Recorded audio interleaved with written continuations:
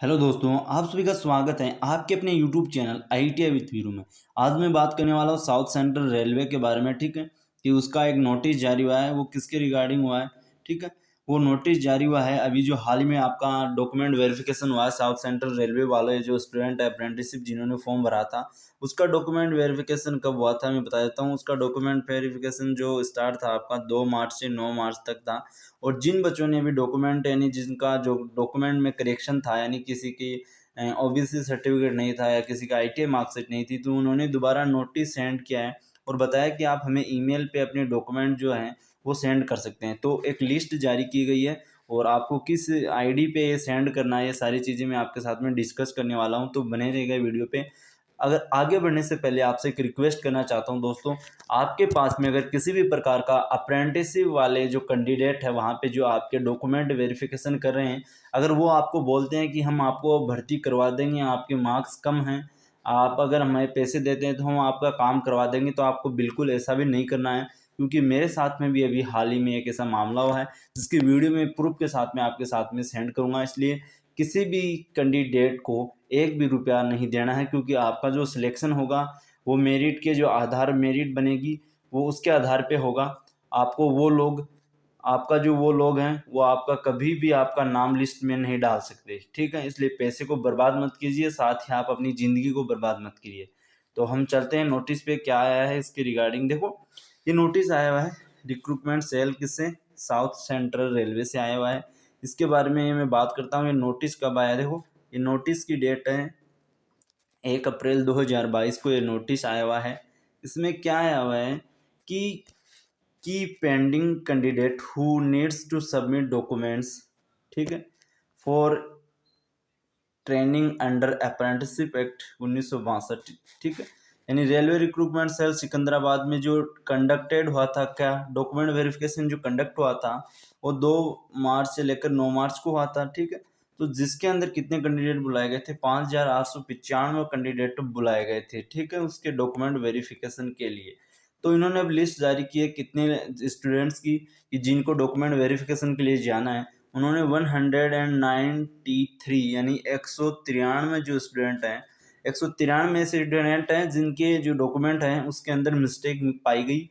तो वो अपना नाम चेक कर लें वो स्टूडेंट कि किनका है वो डॉक्यूमेंट वेरिफिकेशन वो सही तरीके से नहीं हो पाया था। इसलिए आपको ये जो ईमेल ID दिख रही है, ठीक है, चेयरमैन RRCSCR@gmail.com, इस पे आपको 5 तारीख तक, ठीक है, 5 तारीख से पहले या 5 अप्रैल बता रहा हूँ, 5 अप्रैल तक आपको इस ईमेल आईडी पर आपको अपने जो डॉक्यूमेंट है वो सेंड करने हैं। ठीक है, अब आप बोलोगे कि हमें क्या डॉक्यूमेंट सेंड करने हैं। ठीक है, आपको कौन से डॉक्यूमेंट सेंड करने हैं, आप वो लिस्ट देखेंगे। ठीक है, लिस्ट देखेंगे तो उस लिस्ट के अंदर आपका नाम होगा बाकायदा। उस लिस्ट में आपका ये होगा कि आपका मतलब कि रोल नंबर कितना है। उस लिस्ट में ये भी होगा कि आपने फॉर्म ऑनलाइन अप्लाई किया था या आपने जो है ऑफलाइन के माध्यम से अप्लाई किया था, और आपके कौन सा डॉक्यूमेंट आपको सेंड करना है वो भी उसके अंदर दिया हुआ होगा। अगर वो चाहते हैं आपको मैं वो लिस्ट दूं तो मेरे को आप कमेंट कर देना, मैं आपको कम्युनिटी पोस्ट में या इसके डिस्क्रिप्शन में आपको वो दे दूंगा PDF, जिसमें आप अपना नाम आसानी से सर्च कर सकते हो। ठीक है, तो ये सारी चीज़ें मैं बता रहा था आपको।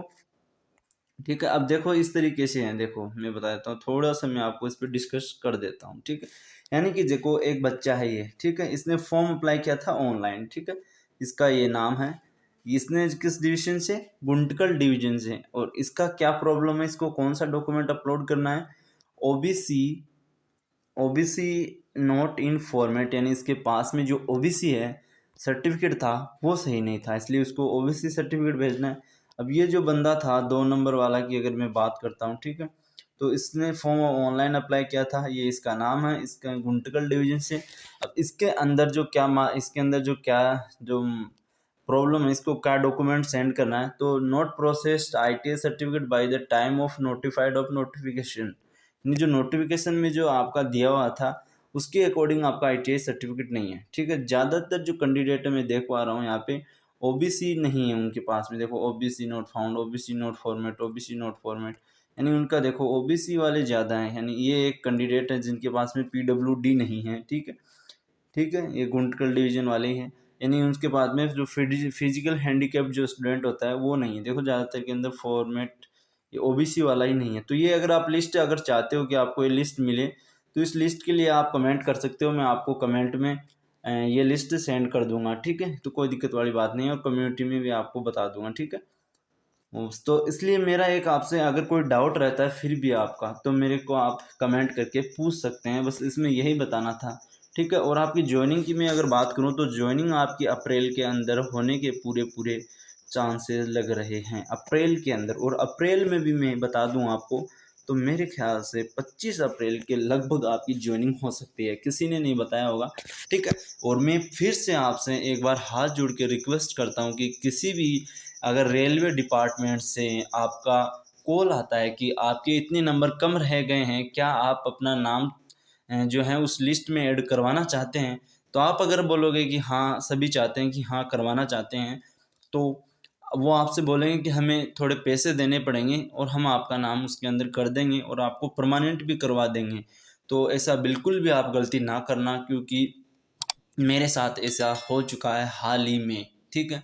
वो मैं पूरी डिटेल आपको 1-2 दिन में बताऊंगा पूरे साथ में कि क्या हुआ था मेरे साथ में। इसलिए आपको एक ही रिक्वेस्ट है, ठीक है, कि जो आपका कोई डाउट हो वो कमेंट कर देना, मैं आपको बता दूंगा, उसका आंसर दे दूंगा। और आप किसी भी व्यक्ति का अगर कॉल आता है तो आप उसको सीधा बोल दे, सर हमारा होएगा तो हो जाएगा, वरना हम दूसरे अप्रेंटिसशिप का फॉर्म अप्लाई कर देंगे, आप ऐसा कष्ट ना करें। जय हिंद, जय भारत।